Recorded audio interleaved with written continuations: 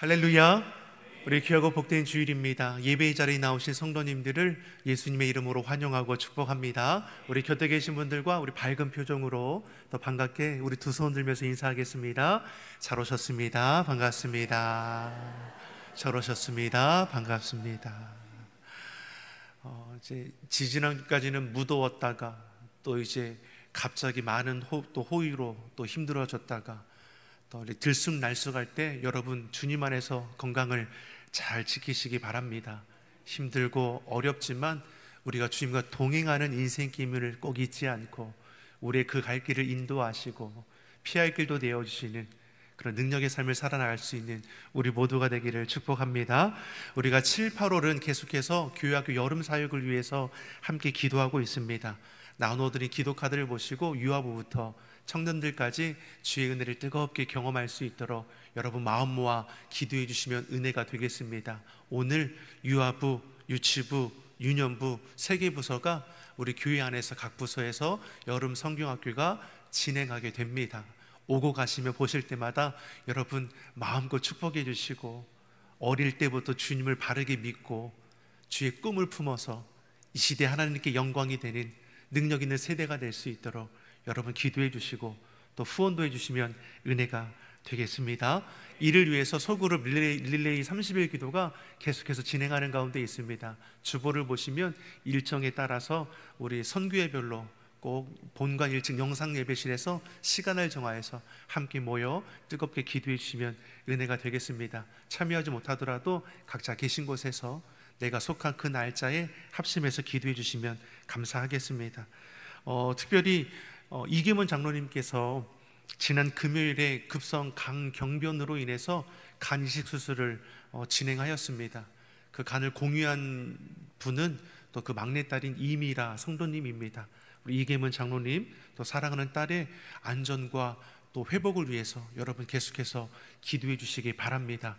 시대가 아무리 힘들고 삶의 고난이 다가올지라도 우리 생명을 주관하시는 하나님께서 가장 선하고 복된 길로 인도하심을 믿고 여러분 믿음으로 같이 기도해 주시고 협력해 주셔서 어려움의 때를 잘 견뎌낼 수 있기를 예수님의 이름으로 축복합니다. 우리 곁에 계신 분들과 이렇게 다시 한번 인사하겠습니다. 하나님께서 지키시고 도우십니다. 하나님께서 지키시고 도우십니다. 아멘이시죠? 하나님께서 지키시고 도우십니다. 하나님의 도우심이 있기에 우리가 살아가는 것이죠.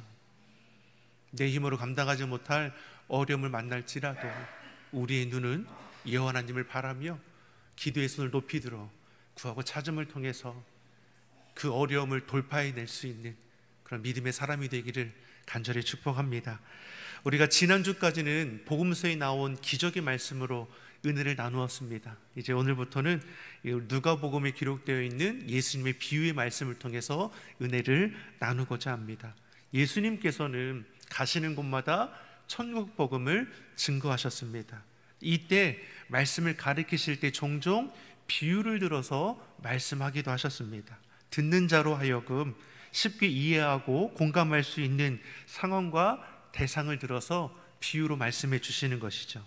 하지만 너무나 익숙하고 듣기에 편안한 말씀이지만 그 속에는 참 진리가 담겨 있었다라는 것이죠. 그렇다고 듣는 모든 사람들이 그 말씀을 듣고 감화되고 또 새롭게 변화되는가? 그렇지도 않았습니다. 예수님께서는 비유로 말씀하시고 이어서 하시는 말씀이 무엇이냐면 귀 있는 자들은, 들을 귀 있는 자들은 들을 것이다 라고 말씀했습니다. 같은 말씀이 증거되어도, 천국 복음이 전파되어도 그 말씀을 받아서 변화되는 이가 있는 것이고 강팍하여 그 말씀에 아무런 변화도 없는 이도 있는 것이죠. 저와 여러분은 하나님의 말씀을 듣는 귀와 마음이 있어서 말씀을 삶 속에 지켜 행함을 통해 말씀의 은혜를 날마다 누리며 살아가기를 예수님의 이름으로 축원합니다. 오늘 함께 나눌 비유의 말씀은 우리가 익히 잘 알고 있는 선한 사마리아인 비유의 말씀입니다. 예수님께서 선한 사마리아인 비유의 말씀을 전하기 전에 이 같은 비유를 말씀하게 되는 배경이 그 앞에 있는 25절에서 29절에 나오고 있습니다. 한 율법사가 한 율법 교사가, 율법 교사는 밤낮으로 율법을 연구하는 자입니다. 지금으로 따진다면 신학대학 교수라고 볼 수 있을 것이죠. 그러니 율법, 하나님 말씀이 얼마나 정통한 자인지를 알 수 있습니다. 그와 같은 자가 예수님께 찾아와 질문을 하는 것이죠. 우리 본문 읽진 않았지만 25절의 말씀을 우리 화면을 통해서 같이 한번 보겠습니다. 어떤 율법 교사가 일어나 예수를 시험하여 이르되 선생님, 내가 무엇을 하여야 영생을 얻으리이까? 아멘. 율법 교사가 예수님께 나와 질문합니다. 선생님, 내가 무엇을 하여야 영생을 얻을 수 있습니까? 영원 구원에 대한 아주 중요한 질문입니다. 근데 이 물음을 하는 율법 교사의 의중이 어떠하다라고 말씀합니까? 예수를 시험하고자 했다라는 것이죠. 율법의 정통한 자로서 이 질문의 답을 이미 가지고 있습니다.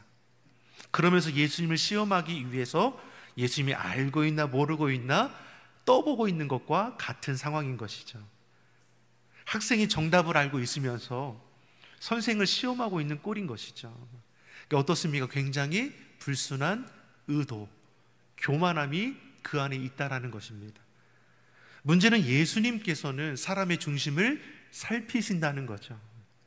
율법 교사의 악한 의도를 아시고 질문을 질문으로 답하셨습니다. 26절의 말씀입니다. 같이 보겠습니다. 예수께서 이르시되 율법에 무엇이라 기록되었으며 내가 어떻게 읽었느냐. 예수님을 시험하고자 한 질문을 예수님께서는 질문으로 답하시니 자신이 원하는 그림은 아닐 것이죠. 이미 답을 알고 있으니 율법 교사는 당황하지 않고 예수님의 되묻는 질문에 자신이 알고 있는 율법으로 대답을 합니다. 마음을 다하며 목숨을 다하며 힘을 다하여 하나님을 사랑하고 또한 내 이웃을 내 자신같이 사랑하라 했습니다. 율법 교사는 율법에 정통하니 영생을 얻는 길이 무엇인지를 정확하게 대답을 한 것이죠. 이것을 예수님께서 들으시고 칭찬하십니다. 28절의 말씀입니다. 같이 보겠습니다. 예수께서 이르시되 내 대답이 옳도다. 이를 행하라. 그리하면 살리라 하시니. 내 대답이 옳도다. 그 대답대로 내가 알고 있는 대로 행하라. 그러면 영생을 얻을 것이라. 하나님을 사랑하고 이웃을 사랑하는 것, 율법의 핵심 가치입니다. 그리고 이는 아는 것으로 그쳐서는 안 될 것이죠. 예수님은 율법 교사의 중심을 살피셨습니다. 율법 교사는 율법에 정통한 자입니다. 그런데 아는 것에만 머물러 있는 것이죠. 그러한 율법 교사에게 이를 행하라. 말씀을 아는 것에 그치지 말고 말씀을 삶 속에서 나타내라는 것이죠. 왜 그렇습니까? 행함이 없는 믿음은 죽은 것이기 때문입니다. 지금 율법 교사는 예수님을 시험하고자 질문했는데 도리어 자신이 예수님께 무안을 당하게 되는 꼴이 되었습니다. 하나님은 율법 교사에게 참된 진리를 가르쳐 주고 계시지만 율법 교사들은 많은 사람들 앞에 자신이 창피를 당했다 생각할 것이죠. 그러니 그 말씀의 의중을 그대로 받아내지 못합니다. 그러니 29절에 그가 다시금 예수님께 질문합니다. 29절의 말씀을 같이 보겠습니다. 그 사람이 자기를 옳게 보이려고 예수께 여짜오되 그러면 내 이웃이 누구니까? 율법 교사가 예수님께 다시 질문하죠. 자기를 옳게 보이려고. 예수님께 한 방 맞았다고 생각하는 거 아닙니까? 그러니 되돌려주고자 다시금 자신이 아는 지식을 총동원해서 예수님을 어떻게 하면 시험에 들게 할까 또 질문을 하는 것이죠. 여전히 그 의중은 어떻습니까? 악한 의도를 가진 교만함이 그 안에 가득한 것이죠. 예수님께 묻습니다. 그러면 내 이웃은 누구입니까? 앞서서 영생을 얻으려면 어떻게 합니까? 라는 물음에 율법에 기록된 말씀을 정확하게 말했습니다. 하나님을 사랑하고 내 이웃을 내 몸과 같이 사랑하라. 그렇게 행하면 하나님이 나라가 너울 것이다 라고 하시지 않습니까? 그러니까 다시금 되묻는 거죠. 그러면 내 이웃은 누구입니까? 이 땅에 수많은 사람이 있는데 그럼 우리가 사랑해야 할 이유는 누구입니까? 율법교사가 자신이 가진 지식을 동원해 예수님을 곤란하게 하고자 네 이웃이 누구인지를 물은 것이죠. 근데 예수님께서 이 질문을 들으시고 나서 오늘 우리가 읽은 본문의 말씀, 선한 사마리아인 비유를 말씀하게 되시는 것이죠. 우리의 이웃이 누구인가? 이웃을 사랑하는 것이 무엇인지를 가르쳐 주는 것이죠. 단지 율법 교사를 향한 말씀이 아니라 이 시대에 믿는 저와 여러분, 시대가 아무리 힘들고 어렵고 강팍해질지라도 주의 사랑을 품은 우리에게 이웃 사랑에 대한 말씀을 전해주고 계시는 것이죠. 근데 이 말씀을 전하는 것 자체가 듣는 율법교사나 유대인들에게는 받아들이기 힘든 내용의 말씀이라는 것이죠. 왜 그렇습니까? 유대인들의 입장에서 선한 사마리아는 성립할 수 없는 겁니다. 왜냐하면 사마리아 사람은 이방인들과 동일하게 여겨 멸시받던 자들이기 때문입니다. 유대인들은 사마리아 사람과 상종하지 않았습니다. 한 공간 안에 머무는 거, 저들과 말을 섞는 거 결코 하지 않았습니다. 유대인들에게 사마리아 사람은 부정한 자이기 때문입니다. 율법교사가 내 이웃을 누구인지를 물었을 때 예수님은 선한 사마리아인 비유를 통해 저가 가진 당시에 팽배했던 이웃에 대한 경계를 완전히 깨트려주고 계시는 것이죠. 예수님께서 비유로 말씀하십니다. 어떤 사람이 예루살렘에서 여리고로 내려가다가 강도를 만나게 됩니다. 강도로 인해 이 사람은 가진 모든 것을 다 빼앗기고 매맞아 피 흘려 거즘 죽게 되었습니다. 그리고 버려진 것이죠. 누군가 강도 만난 이 사람을 도와주지 않는다면 그 생명은 끊어지게 될 것입니다. 이때 강도 만난 사람 곁으로 세 사람이 지나가게 되죠. 누구입니까? 제사장, 레위인, 사마리아 사람입니다. 31절의 말씀 같이 한번 읽어보겠습니다. 마침 한 제사장이 그 길로 내려가다가 그를 보고 피하여 지나가고. 마침 한 제사장이 그 길로 내려갑니다. 마침 도움이 필요한 자에게 도움을 줄 수 있는 자가 지나가게 하시죠. 성경의 말씀을 보면 마침 그때 하나님께서 예비하신 공급해 주심을 나타내는 단어 아닙니까? 그런데 마침 한 제사장이 그 길로 내려가다가 피 흘려 죽어가는 강도를 만났으나 어떻게 합니까? 그것을 보고 발견하고 피하여 내려가게 되는 거죠. 지나갔습니다. 왜 이렇게 한 것입니까? 도움을 줄 수 있는데 도움을 주지 않은 이유가 무엇입니까? 율법에 사람의 시체를 만지면 부정하게 됩니다. 제사장은 어떤 행동을 한 겁니까? 율법을 따라 행동한 것이죠. 그 시신을 만지면 부정하게 되고, 부정하게 되면 7일 동안 성전에 출입할 수 없게 되고, 자신이 맡은 제사장직을 수행할 수도 없게 될 것이죠. 다시 말해 제사장은 죽어가는 이웃을 돌아보는 것보다는 율법 자체를 더 중요하게 여긴 것이죠. 두 번째로 레위인이 지나갑니다. 레위인의 직무는 무엇입니까? 성전의 기물을 관리하는 자들입니다. 제사장보다는 그 지위가 낮다고 볼 수 있지만 하나님과 백성들을 위해 구별하여 택함받은 자들이 레위인입니다. 그러기 레위인도 마찬가지이죠. 시체를 만짐으로 부정하게 되기보다는 피하여 지나가 버립니다. 이것이 저들에게는 옳은 행동인 것이죠.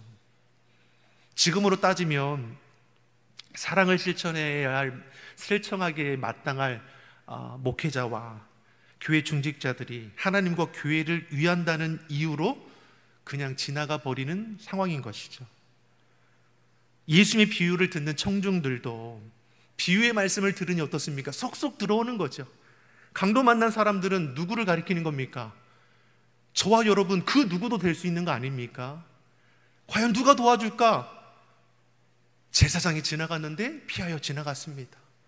아이고 어떡해. 사람들이 이야기를 들으면서 이렇게 반응했을 거라는 것이죠. 두 번째로 레위 사람이 지나갑니다. 그러니까 어떻게 했을까? 청중들이 귀를 쫑긋 세우고 듣는 거 아니겠습니까? 그런데 레위 사람들도 그 보고 지나가 버렸습니다. 이 두 사람은 누구입니까? 유대인 중에 유대 지도자들이죠. 자, 그리고 세 번째 등장하는 인물, 사람들이 기대할 수밖에 없는 것이죠.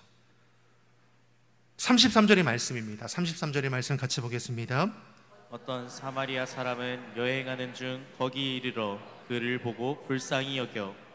앞서 제사장도 레위인도 강도 만나 죽어가는 사람을 피하여 지나갔습니다. 반면에 이 세 번째 사람, 기대하는 것이죠. 과연 누가 우리가 그렇게 고통 가운데 신음할 때 도와줄 수 있는 자일까? 예수님께서 말씀을 비유로 전하지 않습니까? 근데 세 번째 사람이 누구입니까? 당시의 유대인들에게 사람 취급도 받지 않던 사마리아 사람이라는 것이죠. 자, 그러면 왜 사마리아 사람들은 이렇게 유대인들에게 사람 취급을 받지 못했는가? 이스라엘 역사를 거슬러 올라가 보면 솔로몬 이후에 이스라엘이 분열되게 됩니다.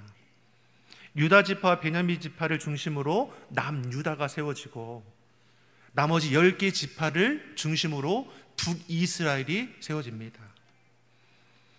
남유다의 수도는 예루살렘, 성전이 있는 예루살렘이고 북이스라엘 수도는 사마리아입니다. 문제는 죄로 인해 나라가 분열되었음에도 불구하고 정신을 차리지 못하고 범죄하다가 북이스라엘은 BC 722년에 아수르에서 패망을 당하여 포로로 끌려가고 남유다는 BC 586년에 바벨론에 의해 패망을 받아 포로로 끌려갑니다. 자, 문제는 아수르가 북이스라엘을 함락한 후에 저들을 철저히 무너뜨리기 위해서 이스라엘 백성들 향해 아주 잔혹한 정책을 펼칩니다. 그것이 뭐냐면 하나님의 백성들은 이방 족속과 혼인하지 않았습니다. 그러한 저들에게 혼혈 정책을 펼친 거죠. 아수르가 여러 지역의 이방 족속들을 북이스라엘 수도 사마리아로 이주를 시켜버렸습니다. 그래서 그곳에 남아있는 이스라엘 백성들과 혼인하게 해서 아이를 낳게 한 것이죠. 그래서 이방인과 혼인하여 아이를 낳은 자들을 사마리아인이라고 불렀습니다. 유다를 중심으로 하는 예루살렘 사람들, 소위 유대인들은 이 같은 이방인과 그 피가 섞여버린 사마리아 사람들을 부정한 자라고 사람 취급을 하지 않게 된 거죠. 그 뿌리는 같지만 그 과정 속에서 저를 용납하지 않게 된 겁니다. 33절에 피 흘려 죽어가는 강도 만난 사람을 불쌍히 여기고 돌보아주는 자가 누구입니까? 사마리아인이라 예수님께서 비유하여 말씀하고 계시는 것이죠. 사마리아 사람에 대해서 어떻게 말씀합니까? 자기를 멸시하는 유대인이라도 저는 측은히 여기는 따뜻함이 있었다는 겁니다. 죽어가는 자가 유대인이든 이방이든 이 사마리아 사람에게는 중요한 것이 아닌 것이죠. 어려움을 당한 자를 보고 불쌍히 여겨 자신이 할 수 있는 것을 행한 것입니다. 그러니 34절에 이렇게 예수님께서 말씀해 주고 계시죠. 같이 읽어보겠습니다. 34절의 말씀입니다. 가까이 가서 기름과 포도주를 그 상처에 붓고 싸매고 자기 짐승에 태워 주막으로 데리고 가서 돌보아 주니라. 제사장 레위는 부정하게 될까봐 피하여 지나갔는데 사마리아 사람은 어떻게 합니까? 가까이 다가가는 것이죠. 그 상처 부위를 정성스럽게 응급처치해주고 쉴만한 곳으로 데려가 주었습니다. 그리고 그 주막 주인에게 하는 말이 무엇입니까? 35절의 말씀입니다. 같이 보겠습니다. 그 이튿날 그가 주막 주인에게 데리고 둘을 내어주며 이르되 이 사람을 돌보아주라. 비용이 더 들면 내가 돌아올 때 갚으리라 하였으니. 사마리아 사람은 공경에 처한 사람을 돌보아주고 쉴 수 있도록 그 비용까지 내어주었다라는 것이죠. 자기가 가진 것이 데나리온 2개가 있었다라는 겁니다. 이것을 내어주며 그의 필요를 채워주라는 것이죠. 혹 비용이 더 들면 내가 돌아오는 길에 갚을 테니까 정성껏 아끼지 말고 저를 치료해 주라는 것입니다. 이 사마리아 사람이 이튿날 이른 시간에 이동하는 것을 볼 때 급한 와중에도 강도 만난 사람에 대한 책임감을 가지고 끝까지 돌봐주고자 하는 그런 선한 마음이 있다는 것을 우리는 볼 수 있는 것이죠. 타인을 위해서 자신의 시간, 정성, 물질을 아까워하지 않았습니다. 이렇게 강도 만난 사람의 비유를 말씀하시며 예수님께서 율법 교사에게 질문하시는 것이죠. 내 생각에는 이 세 사람 중에 누가 강도 만난 자의 이웃이 되겠느냐? 앞서 예수님께서는 율법교사가 예수님께 누가 내 이웃입니까? 라고 물었습니다. 근데 예수님께서는 도리어 선한 사마리안 비유를 통해서 누가 강도 만난 자의 이웃이 되겠느냐라고 그 질문을 바꾸어 주셨습니다. 율법교사는 자기 중심을 두고 자신을 중심에 두고 내 이웃이 누구인지를 예수님께 물었습니다. 이 물음에는 이미 내 이웃은 정해져 있는 것이죠. 율법교사에게 내 이웃은 누구입니까? 같은 유대인입니다. 결코 이방인들, 사마리아 사람들 자신의 이웃이 될 수 없는 자들이죠. 왜냐하면 저들은 자신의 기준에 부정한 자들이기 때문입니다. 그런데 예수님은 율법교사의 헛된 중심을 아시기에 비유를 들어 말씀하는 것이죠. 누가 강도 만난 자의 이웃이 되겠느냐? 이는 이웃의 기준이 내게 있는 것이 아니라 도움을 필요로 하는 자들에게 있는 거라고 말씀해 주는 것이죠. 도움이 필요로 하는 자들에게 이웃은 누가 되는 겁니까? 내게 도움을 주는 자가 이웃이죠. 그러니 누가 강도 만난 자의 이웃이 되겠느냐의 물음을 당연히 누가 이웃입니까? 강도 만난 사람에게 자비를 베푼 자이죠. 강도 만나 피 흘리는 죽어가는 이 사람에게 그 이웃은 제사장도 아닙니다. 존경받는 레인도 아닙니다. 도움을 주었던, 자신들이 개 짐승 취급했던 사마리아 사람만이 그 사람의 이웃이 되어주는 것이죠. 그러면서 하는 말씀이 너도 이와 같이 하라. 우리는 이웃을 따질 때 어떠합니까? 여러분의 이웃은 누구입니까? 내가 생각하는 이웃은 누구입니까? 많은 사람들이 따져보는 것이죠. 수준이 비슷해야 하지 않느냐. 학벌도 따져보고 집안도 따져보고 그가 가진 지위도 따져보는 겁니다. 겉으로는 그런 척 그렇게 아는 척하지만 속으로는 이미 구분 지어버리는 것이죠. 내게 도움이 되는 사람들이 내 이웃이고 가까이 할 자이고, 그렇지 않은 이들은 굳이 선을 그어버리는 것이죠. 내 유익을 위한 인간관계가 우리는 알게 모르게 형성되어 가는 것입니다. 어떻게 보면 강도 만난 사람도 그러했을 것이죠. 율법교사도 그 자리에 비유의 말씀을 듣는 무리들도 그러했을 것입니다. 근데 자신의 이웃이라 생각하는 이들이 예수님의 비유로 말씀을 들으니까 저들 마음에 확 다가오는 것이죠.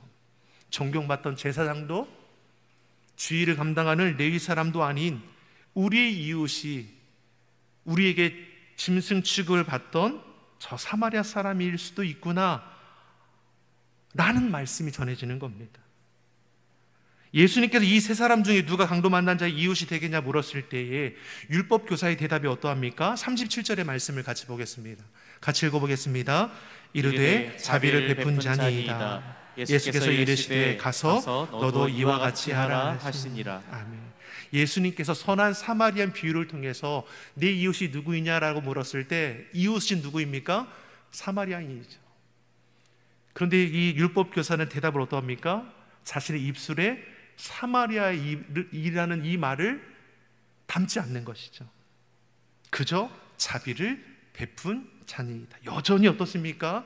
하나님의 진리의 말씀을 들으면서 자신의 고집, 자신의 생각을 꺾어버리지 못하는 것입니다. 자신들이 인정하지 않는 사마리아 사람을 자신의 입으로 말하고 싶지 않은 것이죠.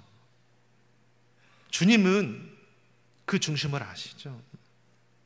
예수님은 그의 대답에 아랑곳하지 않고 너도 이와 같이 하라. 너도 선한 사마리아 사람처럼 도움이 필요한 사람에게 이웃이 되어주라는 것이죠. 율법에 붙들리고 사람의 시선에 붙들리고 국경의 종교에 묶이지 말고 도움이 필요한 사람에게 도움을 주는 이웃이 되어주라는 것이죠.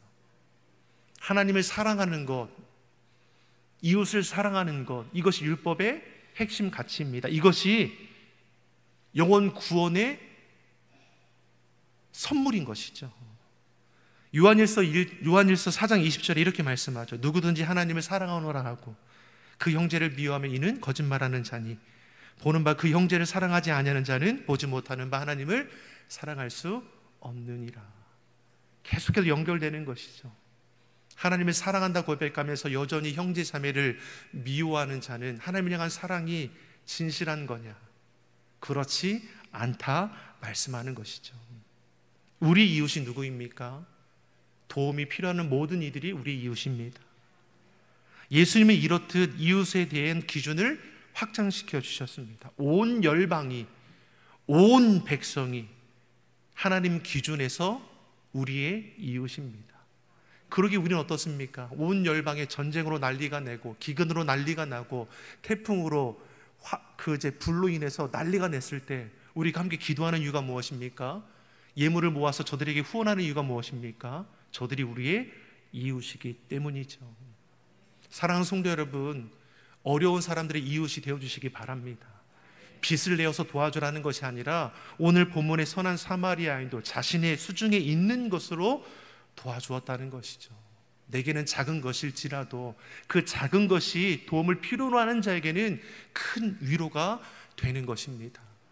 하나님의 사랑을 아는 우리가 삶의 자리에서 만나는 신음하고 넘어지고 낙심된 자들에게 위로가 되어주고 함께 중보 기도해 주며 그 삶을 세워갈 수 있도록 그렇게 하나님의 사랑을 증거할 수 있는 우리 시온속의 온 성도가 되기를 좋으신 예수님의 이름으로 축원합니다. 기도하겠습니다. 사랑의 하나님 아버지, 우리의 마음이 예수님을 닮아가게 하여 주시옵소서. 온유와 겸손함으로 말씀을 지켜 행하게 하시고 이웃 사랑을 실천함으로 하나님께 기쁨이 되게 하여 주시옵소서. 감사드리며 예수님의 이름으로 기도드립니다. 아멘.